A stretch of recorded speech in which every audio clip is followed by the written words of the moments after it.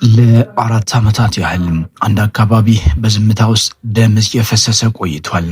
ስም ዝርዝራቸው በገጽ ላይ ብቻ የቀሩ 458 ሰዎች፣ ዕድሜዋ ገና 7 ወር ብቻ የሆናት ሕፃንን ጨምሮ 38 ሰዎች ደግሞ ቤተሰቦቻቸው እስካሁን የት እንዳለ እንኳን አያውቁም። ይህ የፈጠራ ታሪክ አይደለም። ይህ በኢትዮጵያ ሰብአዊ መብት ጉባኤ ሰመጉ በቅርቡ ይፋ የተደረገ ምርመራ ውጤት ነው። ዛሬ በኦሮሚያ ክልል ምስራቅ አርሲ ዞን ስለተከሰተው ጉዳይ በዝርዝር እንመለከታለን። ማን ምን አለም? ማስረጃው ምን ያሳያል? እና ለምን ይህ ጉዳይ የኢትዮጵያ ብቻ ሳይሆን የዓለም አቀፉ ማህበረሰብ ትኩረት ሊስብ ይገባል የሚለውን እንዳስሳለን። አብራችሁን ቆዩም።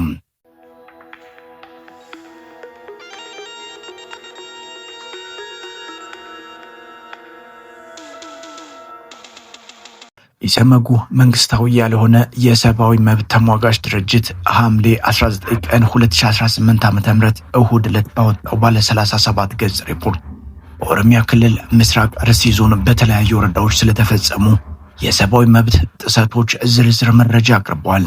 ሪፖርቱ ከ2014 እስከ ግንቦት 24 ቀን 2018 ዓ.ም ድረስ ያለውን ጊዜ የሚሸፍን ሲሆን የኢሰመጉ ባለሙያዎች ከመጋቢት 3 እስከ 9 ቀን በዞኑ ውስጥ በ9 ወረዳዎች ተገኝተው ምርመራ አካሂደዋል።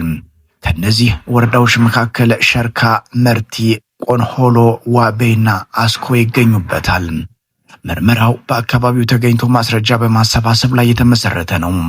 ባለሙያዎቹ ከሟች ቤተሰቦች፣ በጥቃቱ ጉዳት ከደረሰባቸው ሰዎችና ከአይን ምስክሮች ጋር ቀጥተኛ ቃለ መጠይቅ አድርገዋል። በተጨማሪም ከኢትዮጵያ ኦርቶዶክስ ተዋሕዶ ቤተክርስቲያን አርሲ ሀገረ ስብከትና ከወረዳ ቤተ ክህነት የተገኙ ሰነዶች የምርመራው አካል ሆነዋል። ቁጥሮቹን ስንመለከት ምስሉ አስደንጋጭ ነው።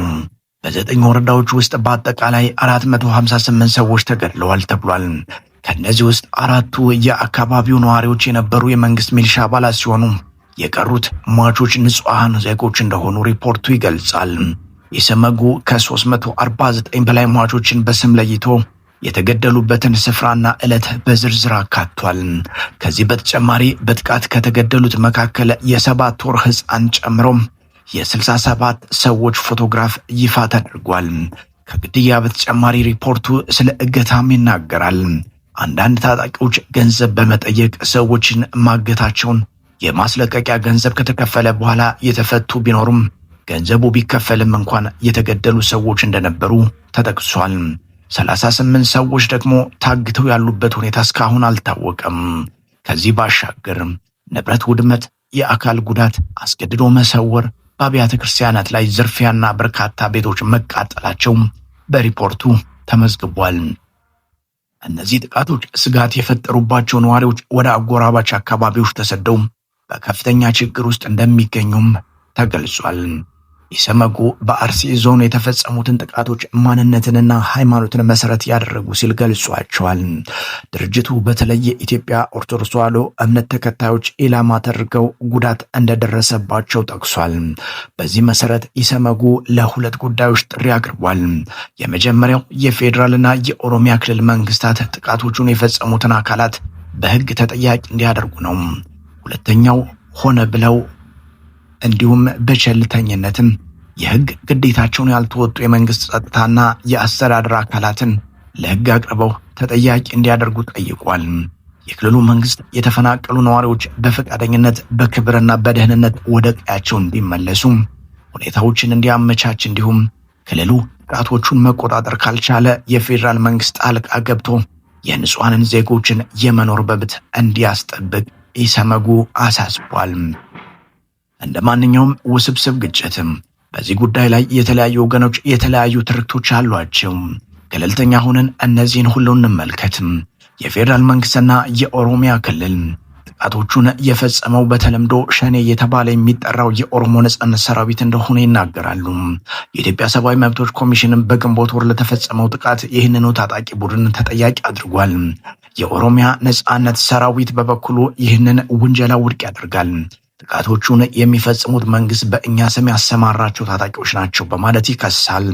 ሌላው የክርክር ነጥብ ጥቃቶቹ ማንነት ተኮር ናቸው ወይ የሚለው ነው።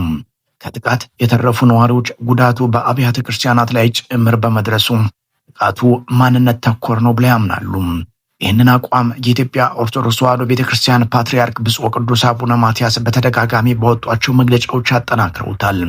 ይሁን እንጂ የኢትዮጵያ የሃይማኖት ተቋማት ጉባኤ ጥቅምት ወር ላይ የተፈጸመውን ጥቃት አጣርቶ ባወጣው የመጀመሪያ ደረጃ ሪፖርት ድርጊቱ የአንድ ሃይማኖት ተከታይና አገልጋዮች ላይ ብቻ የተፈጸመ እንዳልሆነ ገልጿል።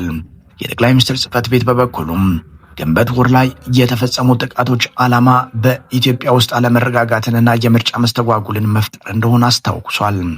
እነዚህ የተለያዩ አቋሞች ራሳቸው አንድ ነገር ያሳያሉ። በአርሲ ዞን ስለተከሰተው ነገር እውነታ ገና ሙሉ በሙሉ ግልጽ ያልሆነና ገለልተኛ ነፃ ምርመራ በአስቸኳይ የሚያስፈልገው ጉዳይ መሆኑን ነው። በኦሮሚያ ክልል አርሲ ዞን የሚገኙ ወረዳዎች ይህ ደረጃ ላይ ደርሶ ትኩረት ከማግኘቱ በፊት በተለያዩ ጊዜያት ተደጋጋሚ ጥቃቶችን አስተናግደዋል።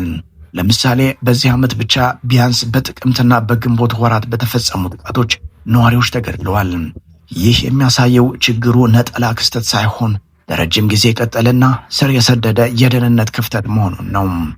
458 የሰው ሕይወት፣ ደርዘኖች ያሉበት ያልታወቁ ቤተሰቦች፣ በርካታ የተፈናቀሉ ማህበረሰቦች፣ ይህ በአንድ ሀገር ውስጥ ብቻ የሚታይ ወይም የሚታለፍ ጉዳይ ሊሆን አይገባም። የሰብአዊ መብት ጥሰት የትም ቦታ ሲፈጸም ተጠያቂነት እንዲኖር ማድረግ የሚያስፈልገው ጥረት የአንድ ወገን ብቻ ኃላፊነት አይደለም። የኢትዮጵያ መንግስት ገለልተኛ ምርመራ አካሄዱም ጥፋተኞችን ለፍርድ የማቅረብ ኃላፊነት እንዳለበት ሁሉም የተባበሩት መንግስታት ድርጅት፣ የአፍሪካ ህብረት እንዲሁም ዓለም አቀፍ የሰብአዊ መብት ተቋማት እንደ አምነስቲ ኢንተርናሽናልና ሂውማን ራይትስ ዎች ያሉ አካላት ለዚህ ጉዳይ ተገቢውን ትኩረት ሰጥተው ገለልተኛ ክትትልና ግፊት ማድረግ ይኖርባቸዋል። ዓለም አቀፉ ማህበረሰብ ዝምታን ከመረጠም ተጠያቂነት የለሽነት ባህል ይበልጥ ይጠነክራል። ተጎጂዎችም ፍትህ የማግኘት ተስፋቸው ይመነምናል። በተመሳሳይ የኢትዮጵያ ውስጥ ያሉ የሲቪል ማህበረሰብ ድርጅቶችም የሃይማኖት ተቋማትና ራሱ ሚዲያው ይህን ጉዳይ በቀጣይነት በመከታተል የተጎጂዎችን ድምፅ በማሰማትና እውነታውን ያላርሉ በማጋለጥ የበኩላቸውን ኃላፊነት መወጣት ይኖርባቸዋል። የኢሰመጉ ሪፖርት ካቀረባቸው ቁጥሮችና ስሞች ጀርባ የገንዛ ቤታቸውን ለቀው የተሰደዱ ቤተሰቦች፣ ወዳጅ ዘመድ ያጡ ማህበረሰቦችና ገና ምላሽ ያላገኙ ጥያቄዎች አሉ።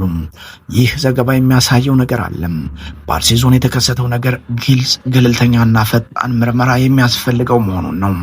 ተጠያቂነት ካልመጣ ተመሳሳይ ጥቃት ተደጋግሞ የመፈጸም ዕድሉ ከፍተኛ ነው። ለዚህ ደግሞ የኢትዮጵያ መንግስት ብቻ ሳይሆን ዓለም አቀፉ ማህበረሰብም የበኩሉን ኃላፊነት ሊወጣ ይገባል። ስለዚህ ጉዳይ ምን ይሰማውታል? ተጨማሪ መረጃ ካሉት ወይም ሐሳብ ካሉት በኮሜንት ክፍል ያጋሩን። ይህ ቪዲዮ ጠቃሚ ሆኖ ካገኙት ላይክ እና ሼር አድርጉ። ለተጨማሪ ትንታኔዎችም ቻናላችንን ሰብስክራይብ አድርጉ። ጤና ይስጥልን።